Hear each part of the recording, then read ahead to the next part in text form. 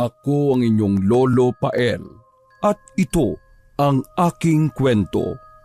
Teacher na malandi. Sina Jonathan, David at Aquila ay magbe-best friends simula noong nasa elementarya pa lang sila.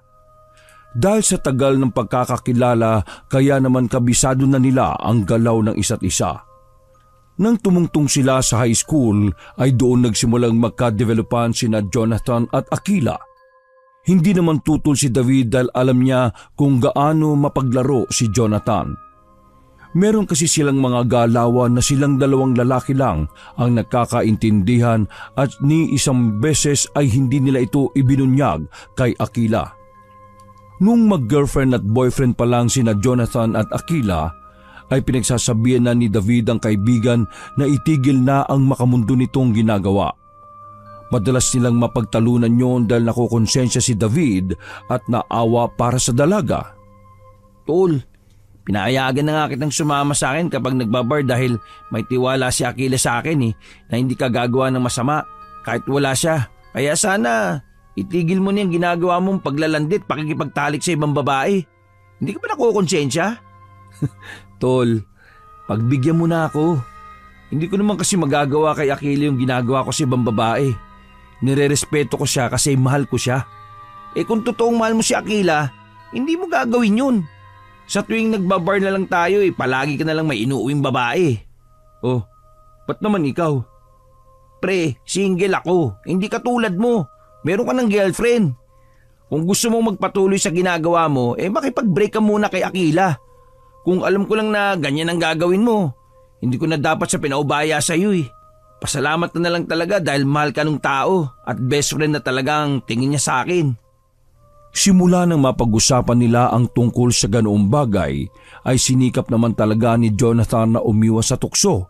Subalit sadyang malakas ang hatak ng laman sa kanya na dumating sa punto na pasikreto na niyang ginagawa ang ganong bagay na kahit si David ay hindi na rin alam. Nang tumungtong sila sa kolehiyo, ay sabay na kumuha ng kursong guro sina Jonathan at David sapagkat sa kanilang lugar yun lang ang pinakaabot kayang tuition. Dahil doon ay nahiwalay sa kanila si Aquila. Iba kasi ang kurso nito at sa ibang paaralan din nag-aral. Magkagayon man ay mag-boyfriend at girlfriend pa rin sila.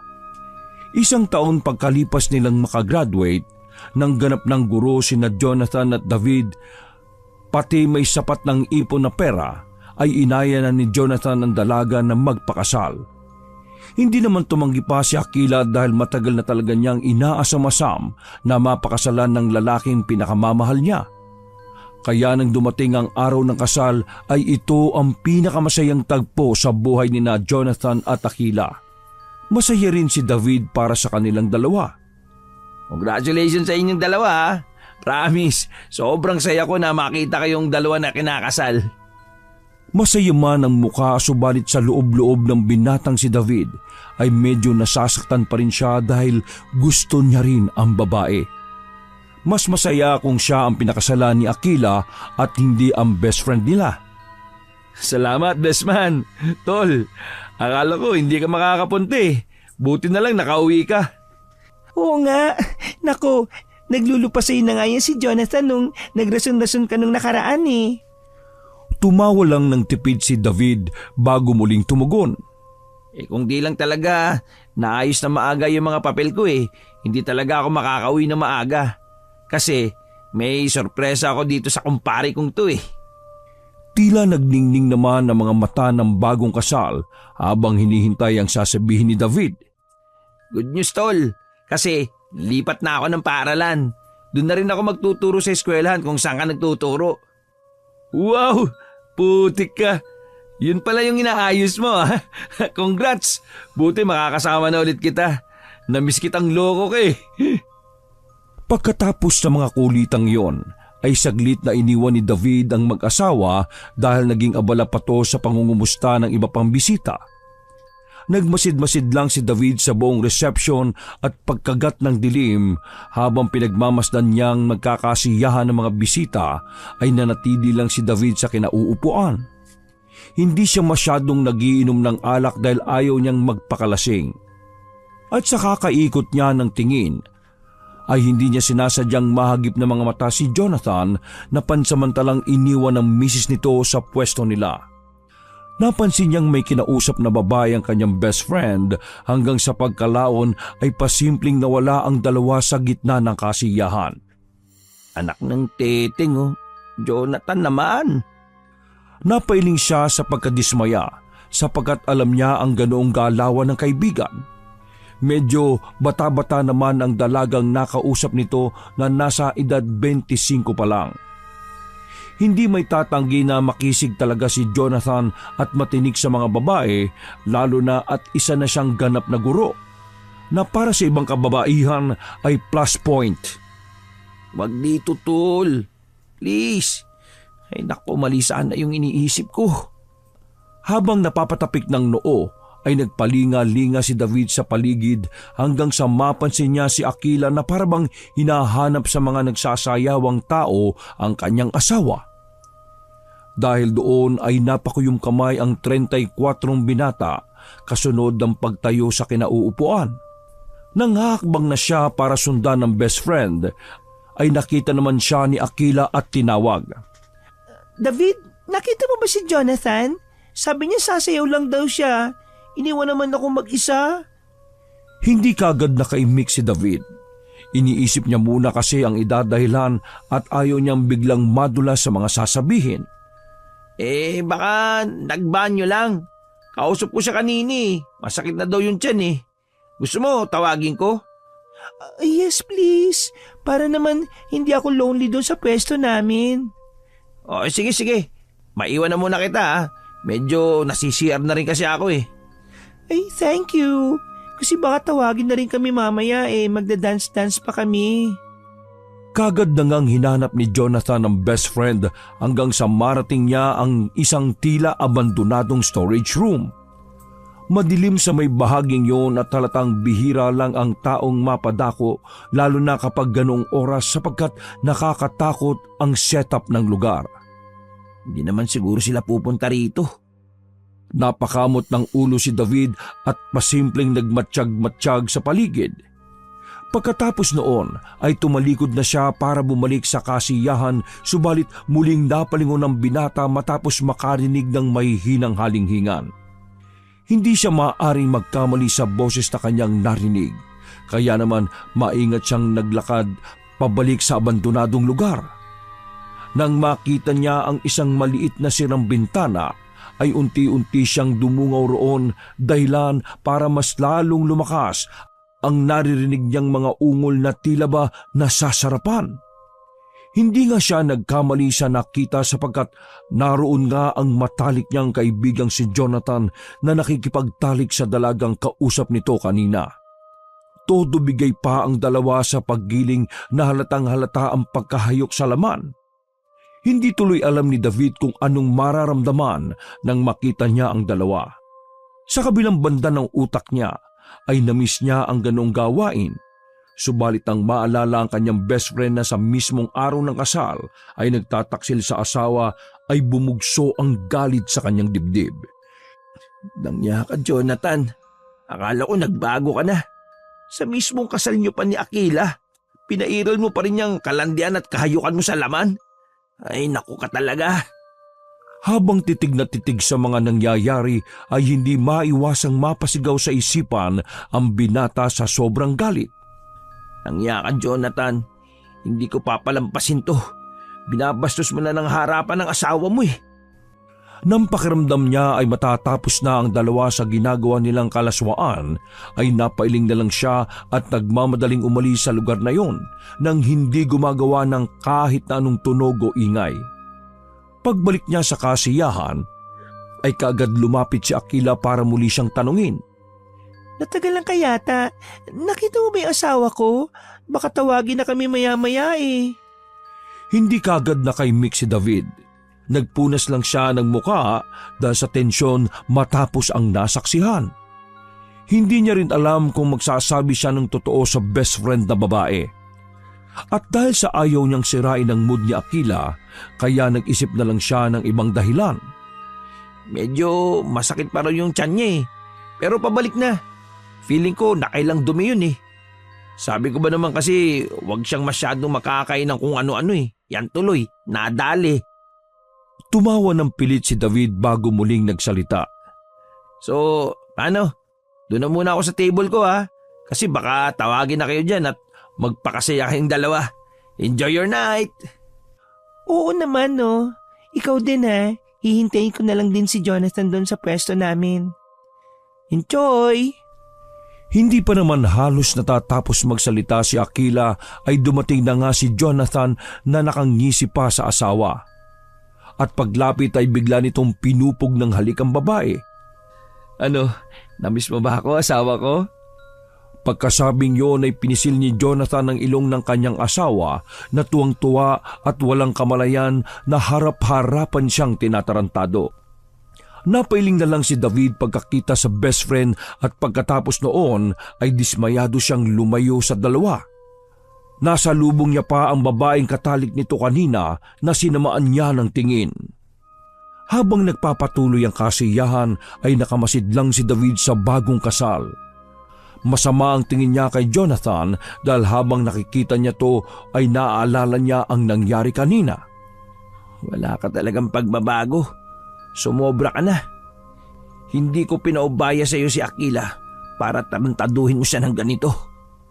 Dahil sa sama ng kalooban sa mga nasaksihan, ay naparami ang tagay ni David hanggang sa tamaan na siya ng alak. Nang mapansin naman yun ni na Jonathan at Akila ay nilapitan nila si David. Uy, Bes, David, parang sunod-sunod yata yung pagtagay mo. Parang alak na alak ka ngayon ah. Ngumiti din si Jonathan at saka inakbayan ng matalik na kaibigan. Ayos ka lang ba? Hinahinay lang tol ha? Sinamaan muna ni David ng tingin si Jonathan bago to nagsalita. Ikaw ang maghinay-hinay, hindi ako no? Dahil sa inasal niyang yon, ay nagkatinginan ng mag-asawa na punong-puno ng pagtataka. Medyo nagulat din si David sa pabalang niyang sagot, kaya pinunasan niya ng bimpo ang muka. Pasensya ka na ha. Umi-eksena pa ako eh. Babalik na nga muna ako sa room ko. Sige na, enjoy kayo ha, Akila, Jonathan. Best wishes ulit. Naglakad na siya palayo sa lugar na yon. Pero pinasundan siya ni Akila kay Jonathan para alalayan. Nang malapit na si David sa hotel room niya, ay nagtataka siyang hinabol ni Jonathan. Tol, okay ka lang ba? Kanina lang ang ganda-ganda ng mood mo ah. Hindi umimik si David. Pagbukas ng pinto ay dali-dali siyang pumasok at nang sasaraduhan na ang kanyang best friend ay nagpumilit na pumasok si Jonathan sapagkat ramdam nito ang galit ng matalik na kaibigan. Tol, wait lang naman. Ba't ka na naman ba nagkakaganyan? Akala ko ba okay na tayo na kami na ni Akila? Asawa ko na siya oh. Sabi sa akin nun eh, ayos na ayos ang sayo di ba? Eh bakit ngayon eh, nagkakaganyan ka? Ikinandado ni David ang pinto at matalim na minasdan ang matalik na kaibigan. Pagkatapos ay tinulak niya ito ng makailang ulit hanggang sa makarating sila sa bandang kama. Gago ka! Dahil sa mga sinabing yon ay nagpantig na ang tenga ni Jonathan. Kaya umamba siya ng suntok na hindi naman inilaga ni David. Sige, sabakin mo ako! Asartalong nagbaba ng kamay si Jonathan pagkatapos ay nagdadadabog na naupo sa kama. Ano na naman ba kasing problema, tol? Napangiti ng sarkastiko si David kaya mas lalong nainis ang kanyang best friend. Bilib na talaga ako sa tibay ng dibdib mo, tol. Biruin mo, nagawa mo yon sa mismong kasal nyo ng asawa mo. Hindi ka na nahiya sa balat mo. Akala ko pa naman nagbago ka ni. Nang sabihin niyo ni David ay nanlaki ang mga mata ni Jonathan sapagkat tila nauunawaan na niya ang sinasabi ng matalik na kaibigan. Oh, bakit hindi ka makapagsalita ngayon? Ha? Ayop ka talaga, Jonathan. Ang baboy mo, tol. Hindi ko matik yung ginagawa mo eh. Hanggang ngayon tinatarantado mo pa rin si Akila. Ipinabaya ko siya sa'yo para hindi gaguhin. Sabi mo sa akin, di ba? Mahal mo. Bakit ganito ang ginagawa mo ngayon? Natigilan si David sapagkat bigla na lang umiyak si Jonathan sa harap niya. Please, tol. Huwag mo sasabihin kay Akila. Parang awa mo na. Huli na talaga to. Huli na talaga yung kanina. Promise, tol. Napaismid lang si David at minasdahan ng matalik na kaibigan na tuloy-tuloy ang pag-iyak. Naiinis siya subalit nandun ang awa dahil alam niyang nag-i-struggle din to sapagkat totoo namang mahirap kalaban ng sariling laman. Alam yun ni David sapagkat ganun din siya noon. Hindi ko alam kung maniniwala pa ako sa iyo, tol eh. Nung nag-propose ka sa kanya, pinangako mo na rin sa akin yan eh. At pinaniwalaan ko. Ewan ko ngayon kung mapagkakatiwalaan pa kita. Kapag inulit mo pa yan at may nalaman ako, maniwala ka sa akin, tol. Ako na ang gagawa ng paraan para maghiwalay kayo ni Akila. O tol, promise. Salamat ng marami Best friend talaga kita. Niyakap ng maigpit ni Jonathan ng matalik na kaibigan na wala namang reaksyon. Sige na, bumalik ka na ron. Baka hinahanap ka na ni Akila. Pagbalik ni Jonathan sa kasiyahan ay nanatili lang si David sa kanyang hotel room.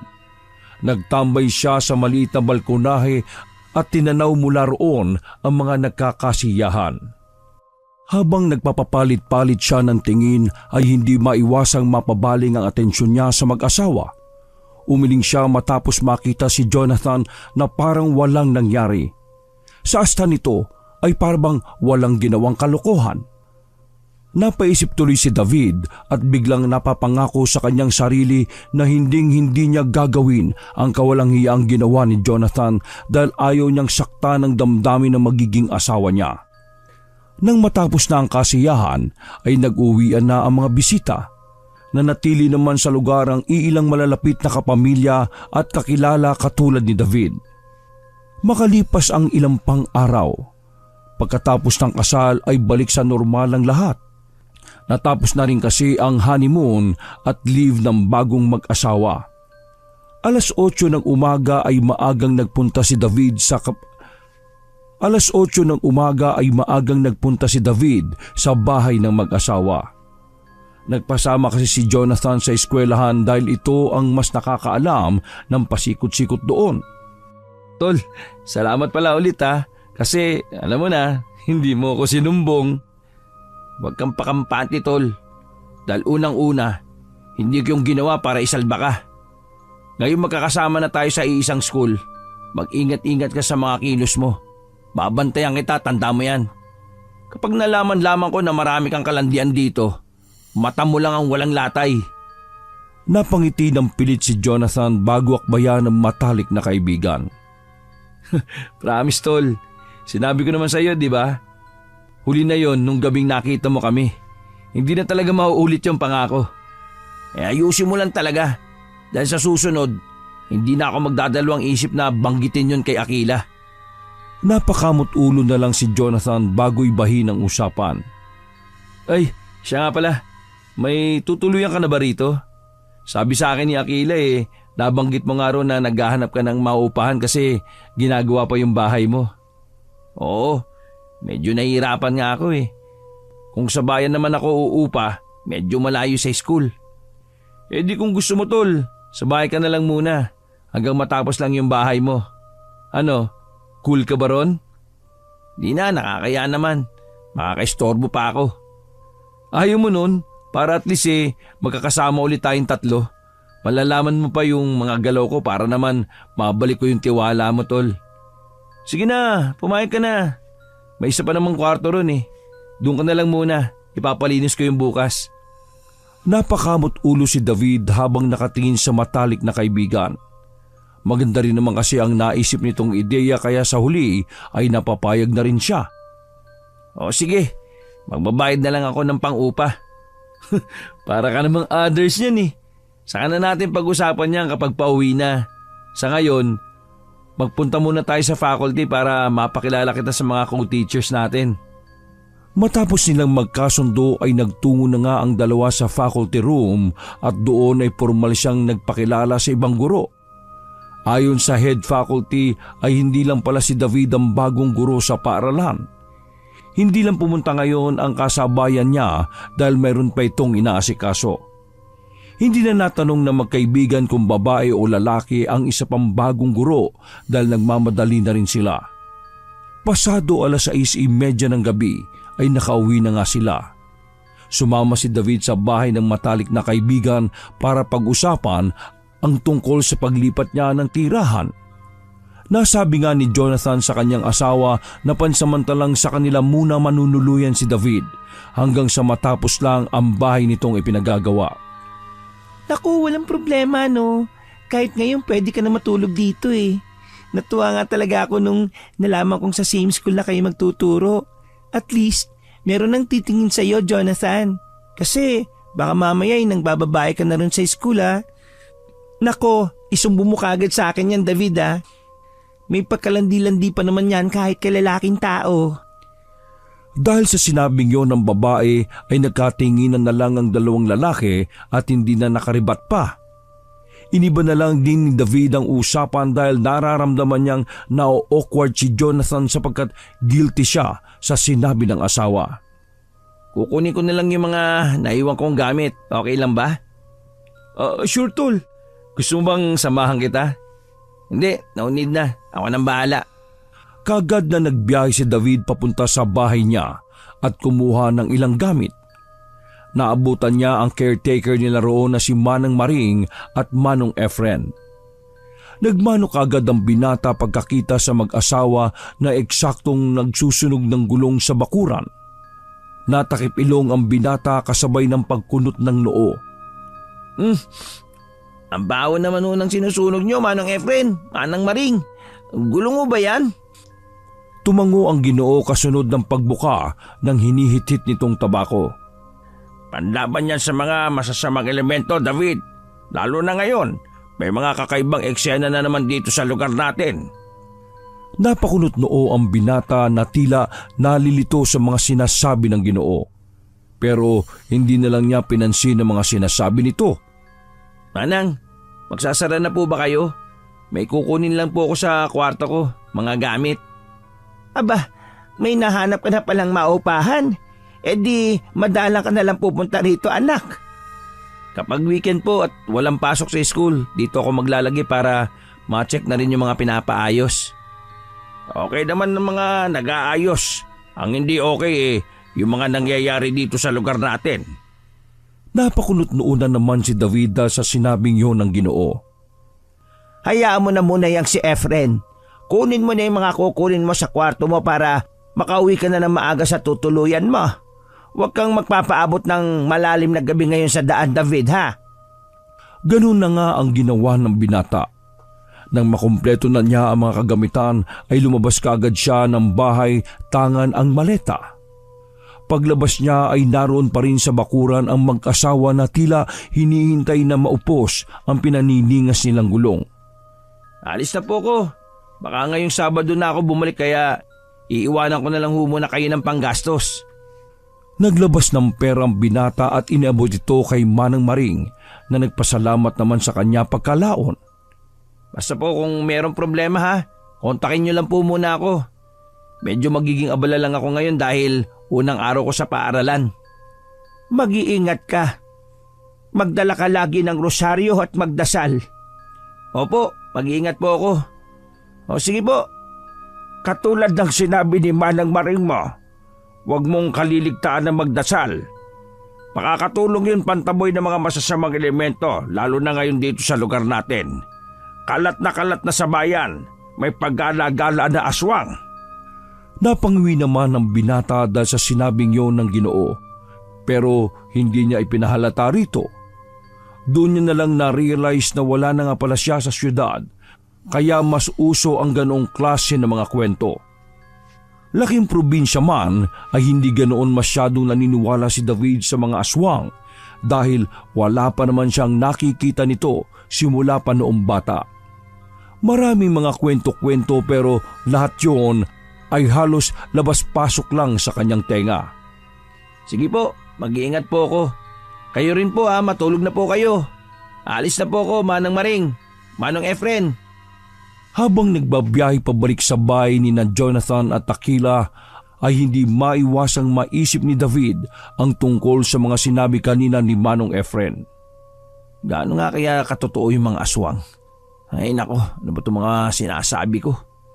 Napangiti siya matapos marinig ang sinasabi ng sarili, subalit napawi ang mga ngiting yon nang makarinig siya ng malakas na alulong mula sa hindi kalayuan. Nakabukas kasi ang bintana ng sasakyan dahil mas feel niya ang sariwang hangin. Kaya naman dinig na dinig niya ang ingay sa labas. Balastik naman oh. Kung kailan naiisip ko pa yung bagay na yun, saka naman umalulong tong aso na to. Napatingin siya sa kalangitan, pinaliliwanag ng bilugang buwan. Mula roon ay nakakita siya ng isang malaking ibon na hindi niya matukoy kung anong uri. Sinundan yon na makapanindig balahibong huni, dahilan para mapilitan siyang isara ang windshield ng sasakyan at bilisan ang pagmamaneho. Nang nasa tapat na siya ng bahay ng matalik na mga kaibigan, ay dali-dali siyang lumabas ng kotse at kinuha ang maleta. Naabutan niya si Jonathan sa tapat ng pintuan na naghihintay sa kanya. Lang tol, ang tagal mo. Akala ko nilamo ka na ng aswang eh. Napakunot noo si Jonathan habang ipinapasok ang dalang bagahe. Para kang si Manong Efren eh.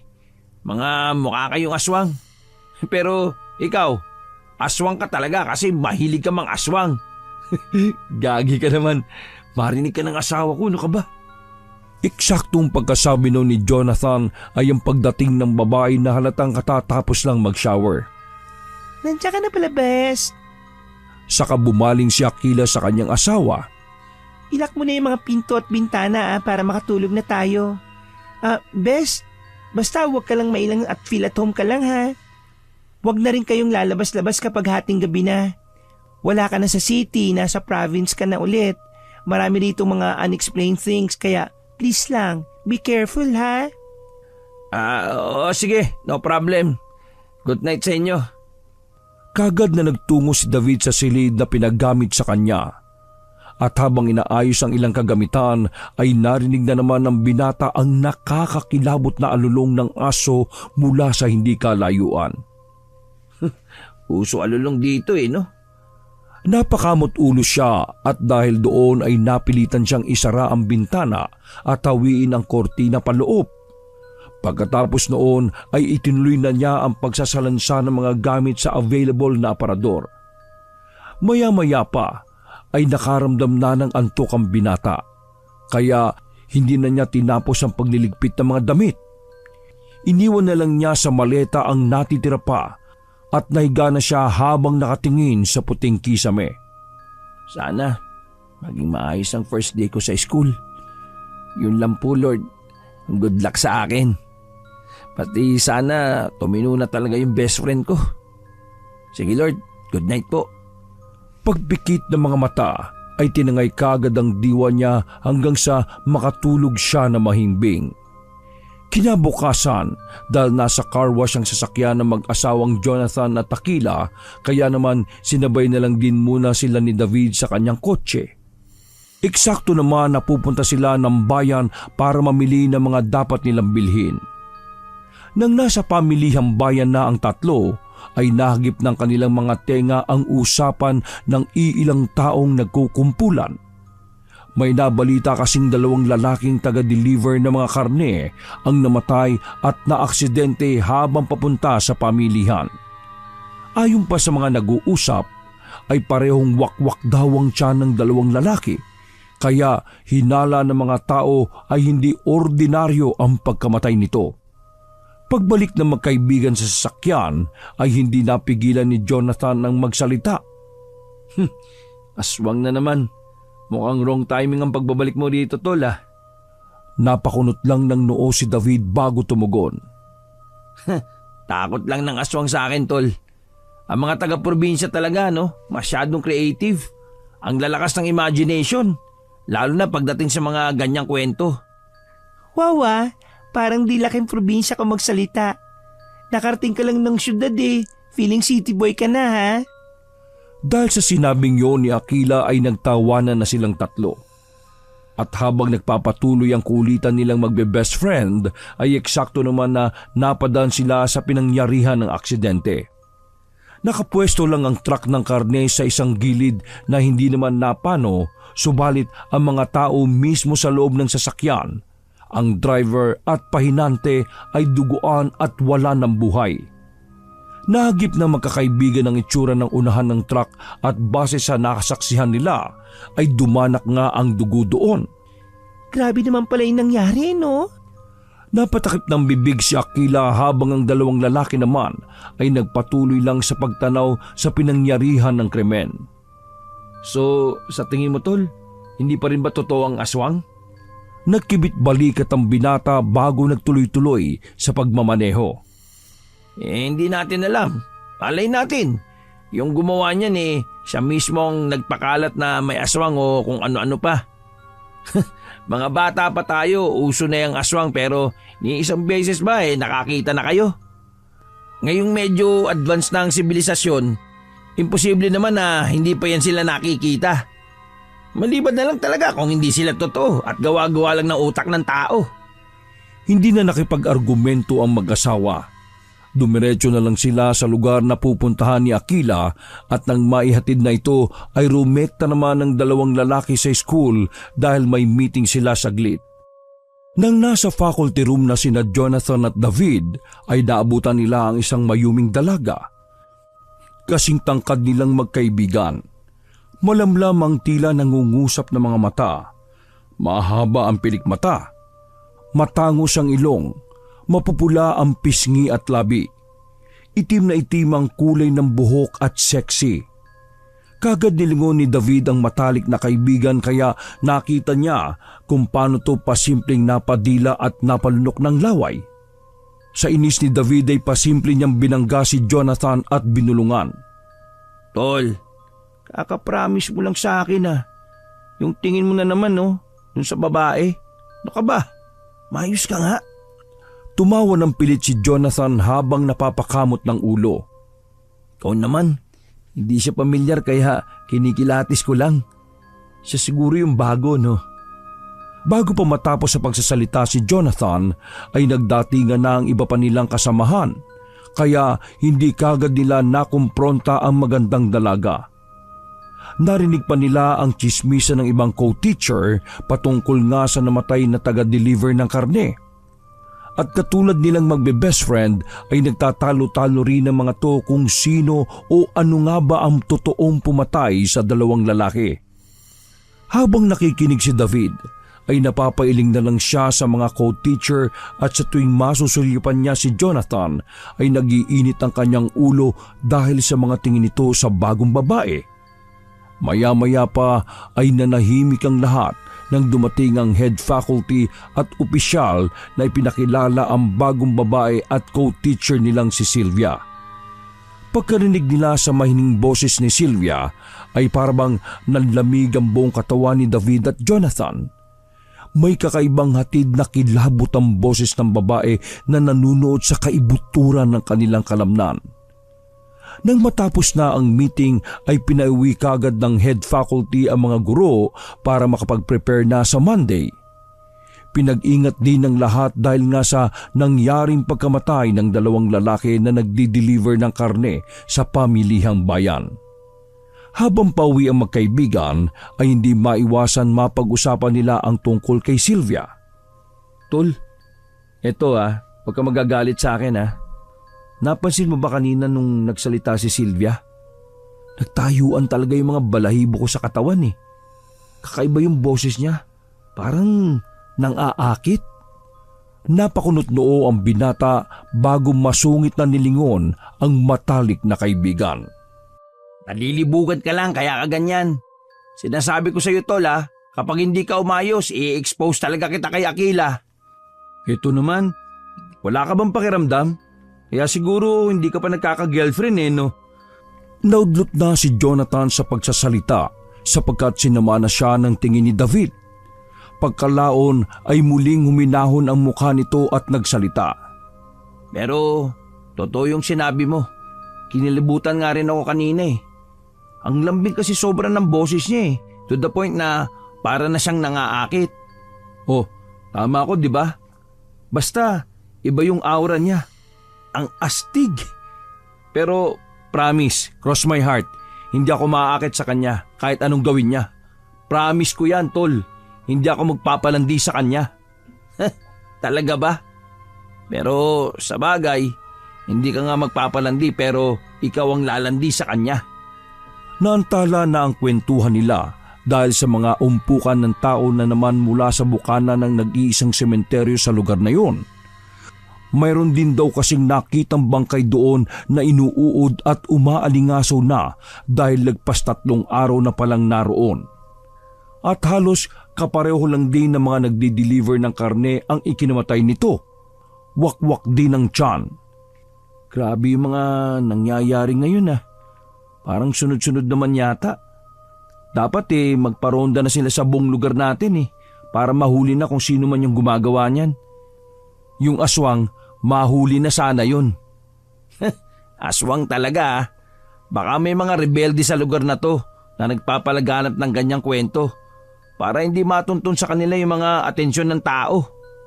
Napaismid na lang si Jonathan at hindi inintindi ang sinabi ng matalik niyang kaibigan. Matapos nilang masundo si Akila ay sa labas na sila kumain ng para sa hapunan at pag-uwi ng bandang 7:00 ng gabi ay nagpahinga na nga kagad sila. Dahil hindi makatulog, pasado 8:30 ng gabi ay pasimpleng lumabas ng bahay si David nang lingid sa kanyang mga best friend. Balak niya sanang dumaan sa pinapagawang bahay subalit naisip niyang baka tulog na sina Manong Efren at Manang Maring. Kaya nagtungo na lang siya sa pinakamalapit at nag-iisang convenience store na nagbubukas ng hanggang 10:00 ng gabi. Pagpark niya ng kotse ay hindi kagad siya lumabas dahil nakita niya ang kapwa bagong guro na si Sylvia mula sa main entrance ng convenience store. May kasama tong 2 tao, isang dalaga at isang binata. Oh, mukhang may pupuntahan yung mga yun Sino kaya yung mga kasama niya? Naudot na siya sa pagsasalita sapagkat nagulat siya sa nakita. Bigla na lang kasing umakbay ang binatang lalaki kay Sylvia. May pakahulugan kasi ang pag-akbay nito na humimas-himas pa ng pasimple sa balikat ng dalaga. Boyfriend niya ba yun? Uminom siya sa tumbler habang patuloy na nakamasid sa 3. At habang nakatitig ay napapasalita na lang siya sa isip. Akala ko pa naman yung 2 kasama niya mag-boyfriend-girlfriend. Hindi na niya naituloy ang binibigkas ng isipan at kamuntikan pang mailuwa ang kanyang iniinom matapos makitang hinalikan naman ng 2 sa labi ang binatang nakakbay kay Sylvia. Ha? Seriously? Gulat na gulat niyang minasdan ng 3 na naghaharutan sa daan. Harutan na iba ang dating sa paningin ng mga makakakita katulad ni David. Ano sila? Threesome? Napaubo siya matapos yung masabi kaya nainom tuloy ulit ng tubig ang binata sapagkat hindi siya makapaniwala sa mga nakita. Ang unang akala pa naman niya ay isang matinong babae si Sylvia dahil maamo ang pagmumukha nito at malambing pa kung magsalita. Looks can be deceiving talaga. Kaso, baka mali naman yung iniisip ko at masyado lang ako nagiging judgmental. Hindi ko ma-imagine na ganong klase siya ng babae. Malandi. Pero kung sa bagay, yung best friend ko nga si Jonathan partida. Kalalaking tao pa nun Pero kung humarot sa mga babae, dapat bantayan ko yung 2 yan sa paaralan. Mahirap na. Mabuti na lang din at nakita ko siya ngayon dito. At least kahit papano, may idea na ako. Napailing na lang at nang mawala na sa paningin ang 3 ay saka siya lumabas ng sasakyan at dali-daling pumasok sa loob ng convenience store para bumili ng mga ngata. Nang pabalik na siya ay muling nakarinig ng alulong ng aso ang binata mula sa hindi kalayuan. Hindi na siya masyadong nagulat sapagkat nasanay na ang kanyang sarili sa halos ilang gabing nakakarinig na mga yon.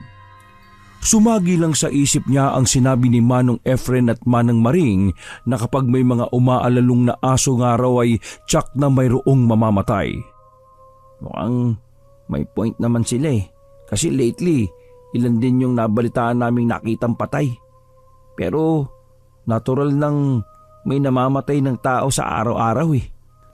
Nagsimula na siyang magmaneho at nang mapadaan sa madalim na bahagi ng kalye ay muling umalulong ang mga aso. Napilitan na namang tuloy isara ni David ang bintana ng sasakyan hanggang sa mayroong sumambulat sa kanyang harapan. Mabuti na lang ay mabilis niyang naipreno ang sasakyan nang sumalubong ang babaeng kasama kanina ni Sylvia at ng isa pang binata.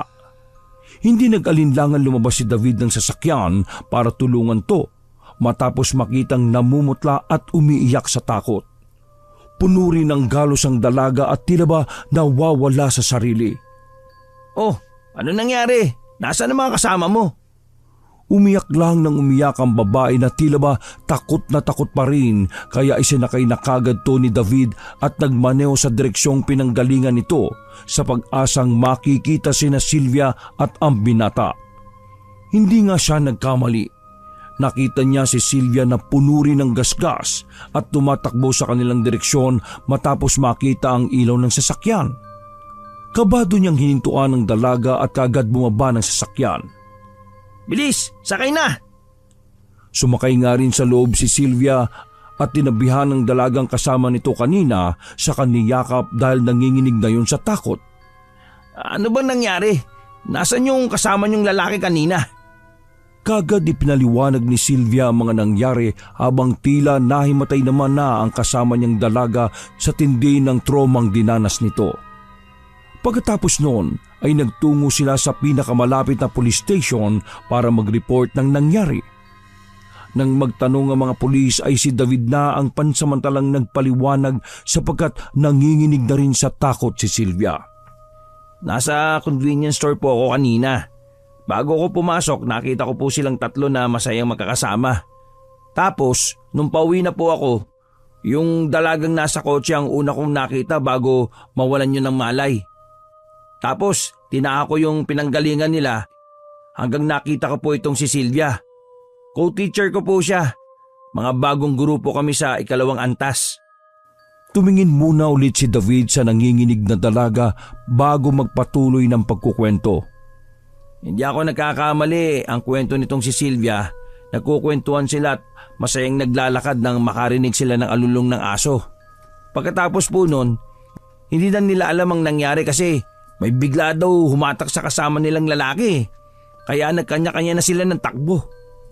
Dahil sa pangyayaring yon ay mas lalong lumaki ang hinala ng mga tao na mayroon na ngang gumagalang aswang sa kanilang lugar. Nagpaikot na ng mga rumoronda sa gabi para maiwasan na ang nangyaring insidente kay Sylvia at sa mga kasama nito. Naging maayos naman si Sylvia subalit ang kasama nitong dalaga ay kinailangang dalhin sa kabilang bayan sapagkat dahil sa trauma ay nawala na ito sa sarili ng tuluyan. Ang binata naman na kasama nila ay hindi pa rin nakikita at patuloy na pinaghahanap. Nang malaman naman ni na Aquila at Jonathan na na-involve sa ganoong bagay si David, ay pinagalitan nila ito. Gayon din ang ginawa ni na Manong Efren at Manang Maring, kaya sumunod na nga si David sa mga sinasabi ng mga ito. Pero duda pa rin siya na aswang ang may pakana ng bagay na yon kina Sylvia. Pagsapit ng Lunes, unang araw ni David sa paaralan, ay nasa lubong nila kaagad ni Jonathan si Sylvia na naglalakad sa pasilyo papunta sa room ng pagtuturuan nito. Sylvia, good morning. Ano, kumusta? Ayos ka na ba? Ngumiti ng tipid ang dalaga. Ngiting iba ang pakahulugan na parang nang-aakit. Pakiwari nga ng mag-best friend ay para silang hinihipnotismo ng ngiti ni Sylvia. Matapos sumagot ng mainhin at mas lalong parang naakit si Jonathan sa dalagang guro. Hindi niya talaga maiwasang mapadila sa harap nito kaya pasimple siyang siniko ng matalik na kaibigan. Pagkaalis ng magandang dalaga doon ay saka tuwang-tuwa na nagwika si Jonathan. Tol, grabe. Kakaiba talaga yung ganda ni Sylvia, no? Yung ngiti niya, yung boses niya. Parang nangaakit talaga eh. Oy, marupo ka lang talaga. Mais ka ha. Kapag nalaman kong nilalandi mo si Sylvia, umanda ka talaga sa akin. To naman, Ligawan mo kaya siya? Parang bagay kayo eh. Kung single lang ako ngayon, nakko, baka ako na... Aray! Sige na, pumunta ka na dun sa room mo, no? matapos maghiwalay ng landas ng dalawa, ay kaagad nang nagtungo si David sa kanyang classroom. Naging maayos naman ang unang araw niya ng pagtuturo. Pasado 3:00 ng hapon ay naunang nagpaalam sa kanya si Jonathan sapagkat susundin pa nito ang asawang si Akila. Umuulang si David dahil 5:00 pa ang tapos ng kanyang klase. Nang matapos na sa pagtuturo, habang naglalakad pabalik sa faculty room ay napansin ni David si Sylvia na pasimpleng naglalakad sa pinakadulo ng pasilyo kasama ang gwardya ng paaralan. Oh, bakit sila magkasama? Dahil sa curiosity ay sinundan niya ang mga ito hanggang sa hindi niya inaasahan ang kanyang nakita. Nagpapalitan kasi ng halikang dalawa na talagang ikinagulat ni David na siyang dahilan kung bakit pa siya napamura sa isip. Langyang yan oh. Ganyan ba talaga siya kaharot? Sabi ko na eh. Nung gabing yun may milagro silang ginagawa na malamang nahuli lang ng kung sino. Grabe. Sure na ako sa babaeng yan. Dapat ilayo ko siya sa best friend kong marupok din. Dali-daling umalis doon si David na pakunwaring walang alam sa mga nangyayari. Nang pumunta na siya sa parking area ay nakita pa niya si Sylvia na naglalakad at ang gwardya na bumabalik na sa post nito. Napailing siya at hindi na sila pinansin pa. Nagtuloy-tuloy na siya ng pagmamaneho hanggang sa mapahinto ang sasakyan niya dahil sa mga nakahambalang na iba pang sasakyan. Oh, ano bang meron? Nang umandar na ang kanyang sasakyan ay nakita niya ang ilang mga pulis at ambulansya. May hatak-hatak ang mga yon na bangkay na hindi pa naibabalot sa cadaver pouch kaya kitang-kita ng mga mata ni David ang wakwak na katawan ng biktima. Pamilyar din sa kanya ang mukha noon sapagkat ito ang kasama ni Sylvia noong nakaraang gabi. Taknang tokwa, ba't tumingin pa ako ron no? Halos masuka-suka siya kaya dali-dali niyang pinaharurot ang kanyang kotse. At dumaan na lang muna siya kay na Manong Efren at Manang Maring para kumustahin din ang pinapagawa niyang bahay. Hindi na niya naabutan pa ang mga trabahador at tanging ang mag-asawa na lang ang naroon na katulad ng dati ay nagsisiga na naman ng mabahong gulong. Pagkamano niya sa dalawang matanda ay biglang nagbungad salita ang Ginoo. Buti na lang at dumating ka. May balita ako sa'yo. Ano ba yung kasama niyong babae na dinala sa pagamutan? Yung natroma. Nakita na lang daw patay kahapon. Wakwak ang katawan. Ang sabi ng mga ilang nakasaksi nakita raw nila na parang dinagit ng malaking hayop. Malamang aswang yon. Kaya ikaw ha David, mag-iingat ka. Talaga po. Natagpuan na rin kanina lang yung lalaki naman. Same lang din, wakwak yung tiyan. Sigurado po ba kayong aswang yon at hindi serial killer? Napailing na lang ang mag-asawa dahil sa sinabing yon ni David. Pero kahit papaano ay napaisip din ng binata dahil ilang beses nang nangyari yon na kailangan na talagang aksyonan ng mga opisyal. Matapos ma-check saglit ang mga gawa ay naiwan siya ng panggastos at nagbiyahe na ulit siya. Habang nagmamaneho ay nagpaulit-ulit sa isipan niya ang nakitang wakwak na bangkay ng lalaking kasama ni Sylvia. Napilitan tuloy siyang hawakan ng rosaryong ibinigay ni Manang Maring bago siya umalis doon. Ikinuwintas niya rin yon, lalo na ngayong tila sunod-sunod ang pagkamatay sa kanilang lugar. Basta ang alam ko Lord, naniniwala lang akong hindi mo ko pababayaan kapag may nangyaring panganib. Matapos sabihin yon ay itinago niya sa loob ng damit ang nasabing rosary at nagpatuloy na sa pagmamaneho patungo sa bahay ng mag-asawa niyang best friend. Pagdating doon ay iba ang ambience ng paligid. Hindi kasi nagkikibuan ang mag-asawa habang nakaupo ang mga to sa couch. Napansin din ni David na parang umiiyak si Akila, kaya hindi niya napigilang magtanong sa dalawa. Ano? Okay lang ba kayo? Walang kumibo sa mag-asawa kaya hindi na rin siya namilit pa.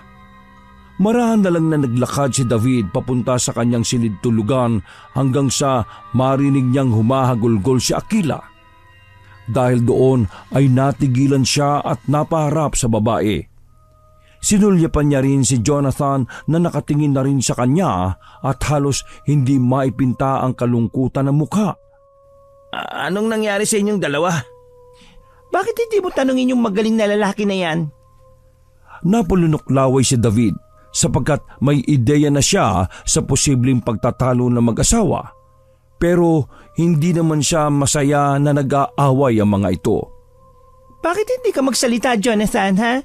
Bakit hindi mo ngayon sabihin dito sa harap ni David para malaman niya ang mga katarantaduhan mo? Mas lalong humagulgol ang babae bago nagpatuloy sa pagsasalita. Magsalita ka! Ngayon mo sabihin! O baka naman alam mo na rin ang mga pinagagawang kaululan ng best friend mo, David! Ha? Ako? Hindi kaagad nakaribat si David dahil alam niya sa sariling guilty siya. Huwag mong idamay si David dito. Wala siyang alam. Sinabi ko na sa iyo, di ba? Nagkamali lang ako. Maniwala ka. Huli na yun. Oo, talagang huli na yon. Nabuntis mo na yung babae. Hayop ka. Nag-sex pa kayo sa mismong kasal natin. Napakawalang hiya mo, Jonathan. Ano bang ginawa ko sa'yo? Naawa ng husto si David matapos makitang humagulgol sa pag-iyak si Akila. Pero hindi naman niya alam ang gagawin sa mga oras na yon dahil ayaw niyang makisawsaw sa away ng mag-asawa. Kahit pa sabihing best friend niya ang mga ito. Umiiyak na lumapit si Jonathan at nanikluhod sa asawa para lang mapatawad. Please naman, Akila. Patawarin mo ko. Hindi ko na ulitin yun, pangako. Gagawin ko ang lahat para lang mapatawad mo ko. Ayoko munang makita ang pagmumukha mo ngayon. Lumayas ka sa harap ko. Lumayas ka sa bahay na to dahil kapag hindi ka umalis, ako ang aalis. Kilala mo ko. Kilala niyo ko. Magpapakamatay ako. Gagawin ko talaga yon. Dahil nga sa kilala ni Jonathan na mayroong isang salita ang kanyang asawa, kaya naman sinunod na lang niya ang gusto nito. Labag man sa loob ay lumabas siya ng bahay, sumakay ng kotse at umalis sa lugar na yon. Hindi naman alam ni David ang gagawin sa mga sandaling yon sapagkat para siyang naipit sa dalawang nag-uumpugang mga bato. Mabuti na lang ay nagsalita ulit si Akila kaya tila ba natauhan siya. Bes, sundan mo na lang muna si Jonathan. Huwag ka mag-alala sa akin, promise. Wala akong gagawin masama.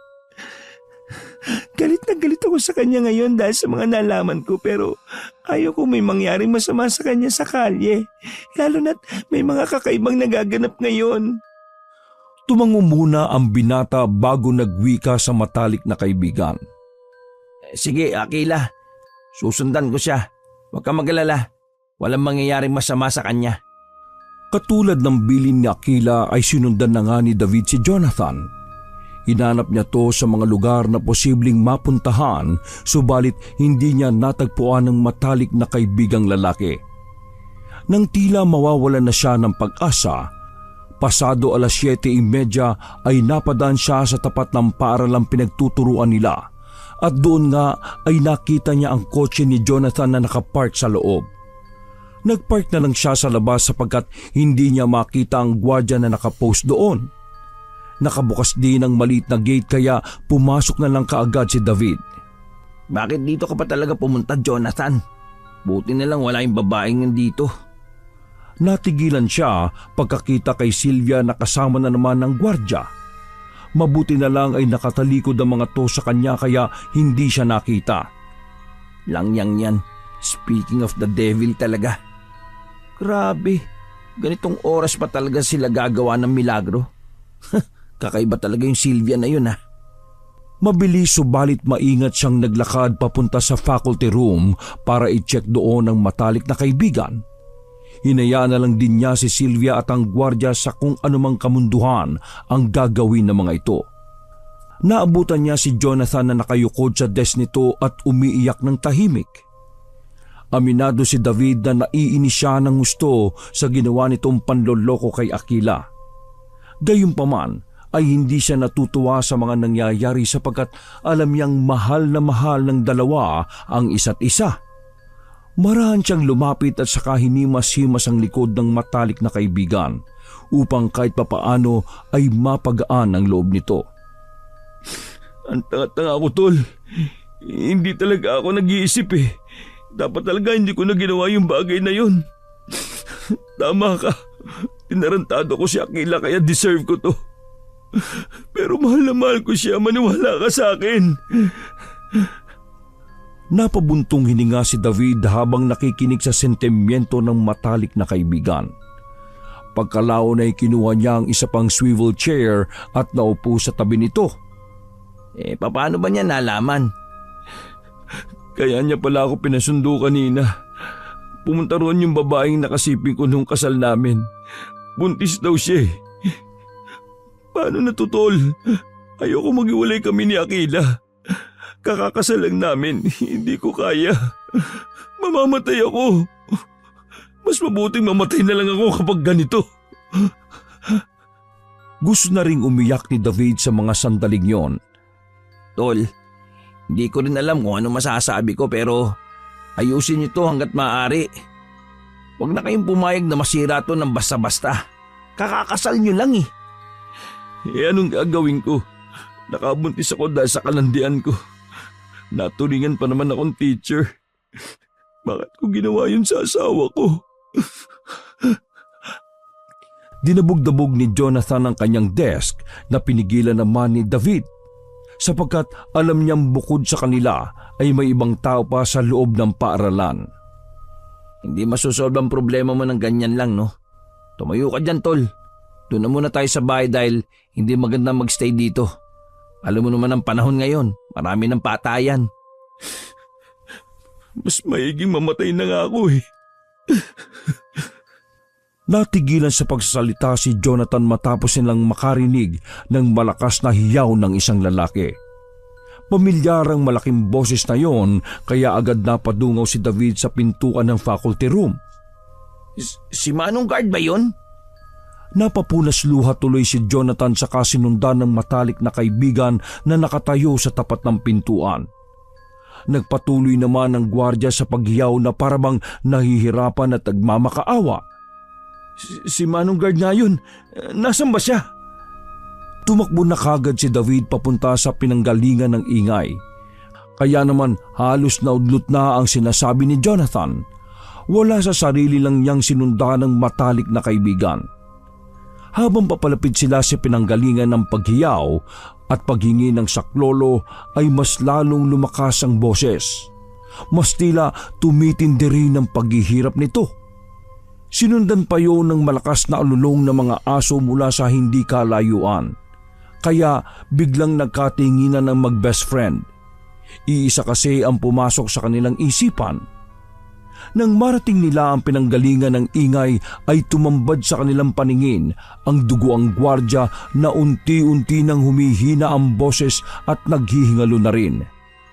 Nakandusay ito sa sahig. Walang kahit na anong saplot. Bumubulwak ang dugo sa bibig at halos lumuwa na ang mga mata. Nakapatong si Sylvia rito at tila ba may kung anong kinakalaykay sa tiyan ng gwardya. Pagkakita ni na David at Jonathan sa may team at mahabang buhok ng dalaga ay nagkatinginan sila.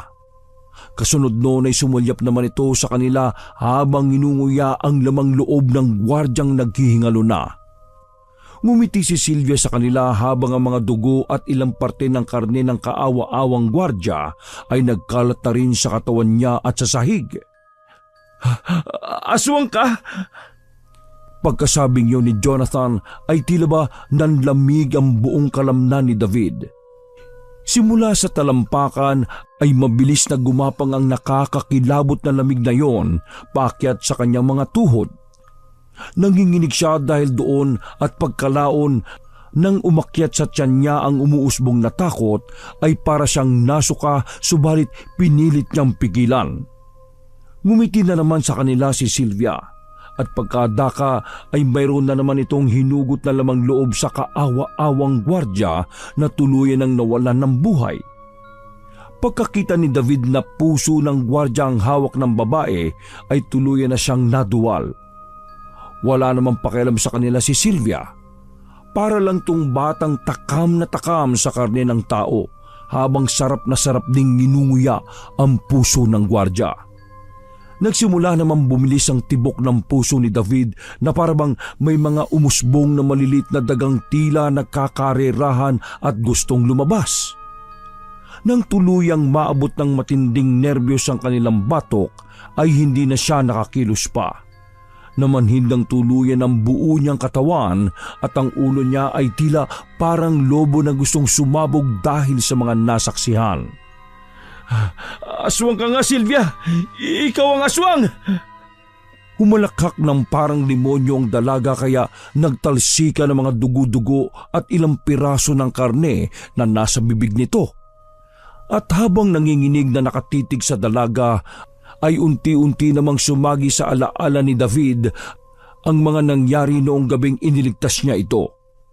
Kaya pala takot na takot ang babaeng kasama ni Sylvia noong mga panahong yon, sapagkat ang co-teacher nila mismo ang aswang na gumagala sa kanilang lugar. Matapos ma-realize sa mga bagay na yon, pinilit niyang kumilos subalit dahil sa matinding tensyon ay ayaw makisama ng sarili niyang katawan. Nang tumayo ang dalaga mula sa pagkakapatong sa walang buhay na gwardya, ay mas lalong nataranta ang matalik na magkaibigan. "David, tara na! Umalis na tayo rito! Bilisan mo!" Naiyak na lamang si David sa takot sapagkat kahit anong gawin niya ay hindi nakikiayon ng galaw ng kanyang katawan. Ito kasi ang unang pagkakataon sa buong buhay niya na personal na makakita ng nilalang na kumakain ng lamang loob ng tao. Muling nasuka si David at nang sinubukan niyang humakbang paatras ay na-outbalance siya at nakaramdam ng pagkahilo. Mabuti na lang ay naalalayan siya kaagad ni Jonathan na nangatog na rin dahil sa mga nasaksihan. "Umalis na tayo rito, tol! Tara na!" Napilitan tuloy si Jonathan na sampalin ang pisngi ni David upang magising ito sa katotohanan. Nang tuluyang mahimasmasan ay muling sumulyap si David kay Sylvia na tuwang-tuwa na nilalantakan ng bangkay ng gwardya habang nakatingin sa kanila. "Maghintay lang kayo ng ilang saglit dahil isusunod ko na kayo sa gwardyang ito na hayok sa laman. Ngayon, laman naman niya ang pinagpipestahan ko." Dahil sa mga narinig ay parabang kinumuta na matinding takot ang magkaibigan. Napapunas ng luha si David kasunod ng marahang pagakbang palayo sa lugar na yon. "Sige, tumakbo kayo, Jonathan, David. Bilisan niyo ang pagtakbo. Dahil kapag naaabutan ko kayo, mas matindi ang gagawin kong paghihirap sa mga katawan ninyo. Sisiguruhin kong sisigaw kayo ng ubod lakas hanggang sa mawalan kayo ng hininga." Habang lumalayo sa lugar na yon, ay dinig na dinig pa ng dalawa ang malademonyong halakhak ni Sylvia.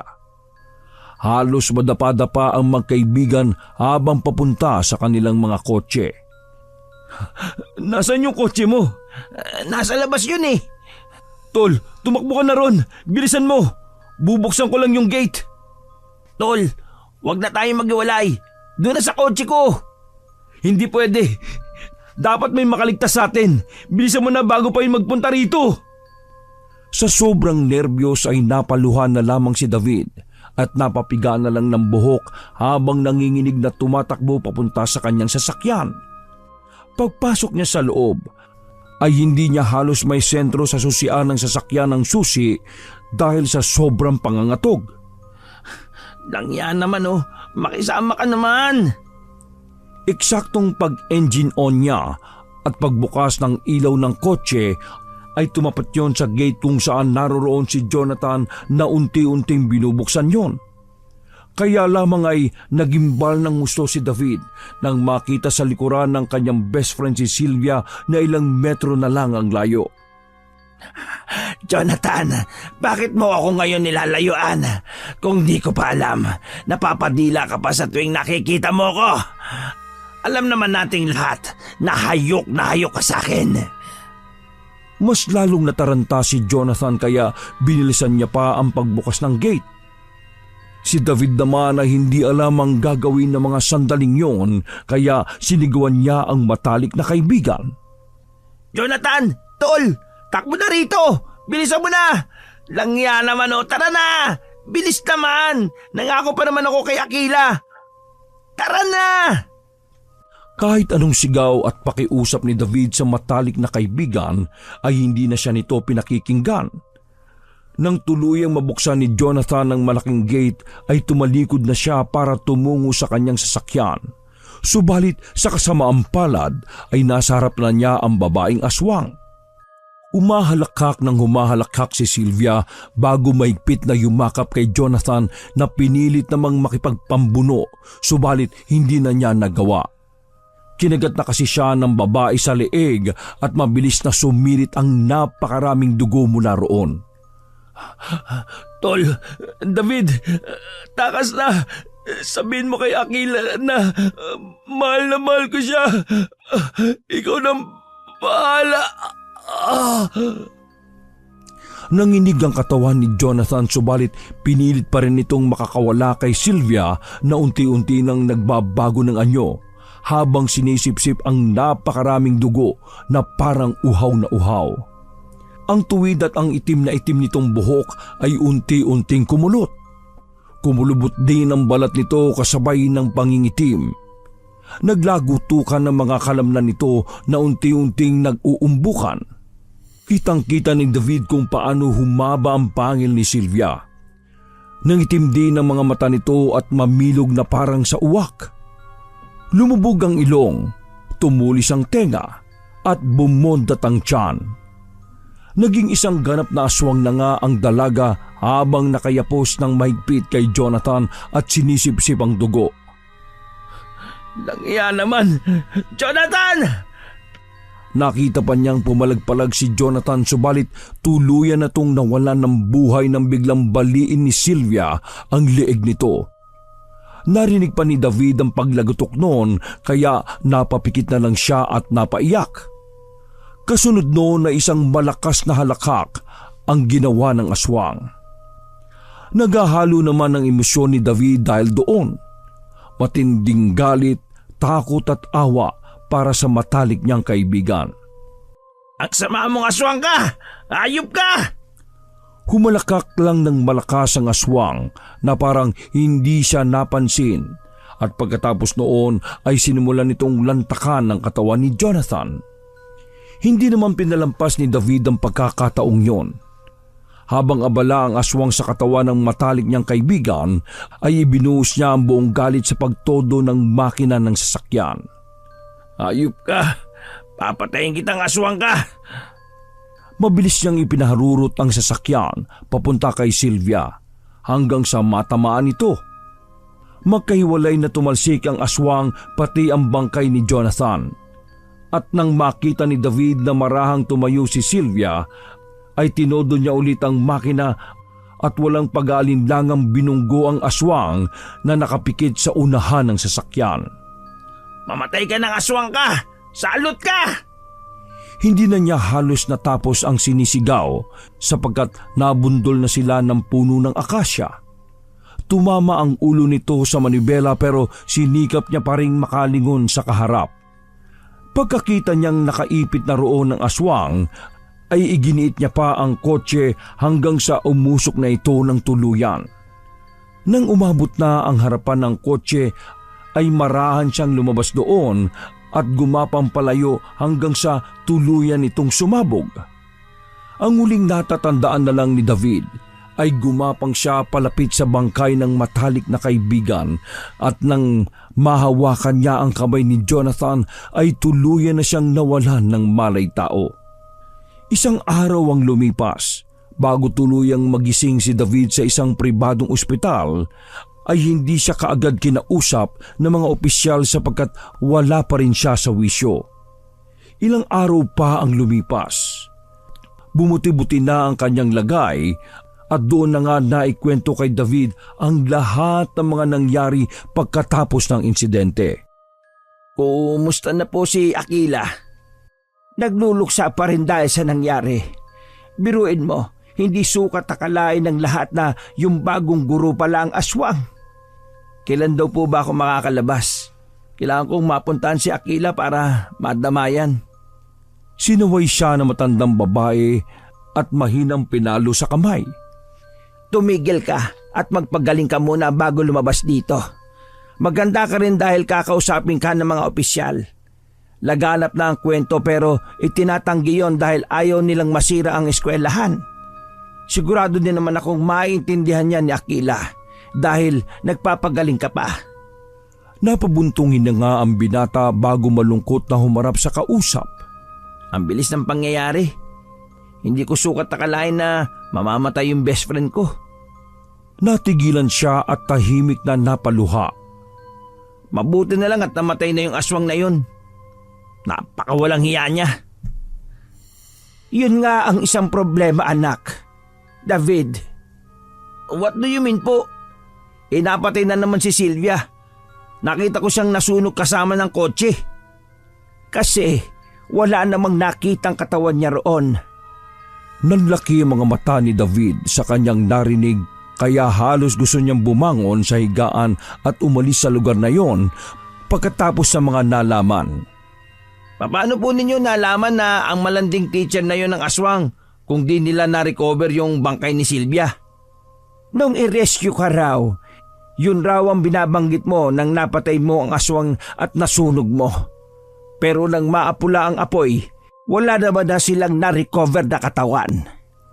Dahil sa sinabing yon ni Manang Maring ay unti-unti na namang nangilabot si David na tila ba kinumutan ng matinding takot. Hindi! Wakas!